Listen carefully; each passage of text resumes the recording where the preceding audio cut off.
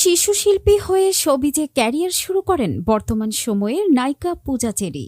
অভিনয় দিয়ে একে একে কেটে যায় তার ৬টি বছর। এরই মধ্যে দর্শকদের ডজন খানেক সিনেমা উপহার দিয়েছেন। সম্প্রতি এক সাক্ষাৎকারে এই অভিনেত্রী জানান, সত্যের পক্ষে থাকতে পছন্দ করেন, পাশাপাশি কখনো তিনি সুবিধাবাদী ছিলেন না বলে দাবি করেছেন। সাক্ষাৎকারে পূজা চেরি বলেন, যেটা সত্য সেটাই হওয়া উচিত এবং যেটা সত্য সেটার পক্ষে থাকা উচিত, আর আমি আসলে সত্যের পক্ষে থাকতে পছন্দ করি। সাম্প্রতিক ঘটনার বিষয়ে অভিনেত্রীর ভাষ্য, আমার সবকিছু ভালো লাগে, নতুন বাংলাদেশে পুরাতন বাংলাদেশ, নতুন বাংলাদেশি পুরাতন বাংলাদেশ, সবকিছু মিলিয়ে বাংলাদেশকে আমার খুব ভালো লাগে।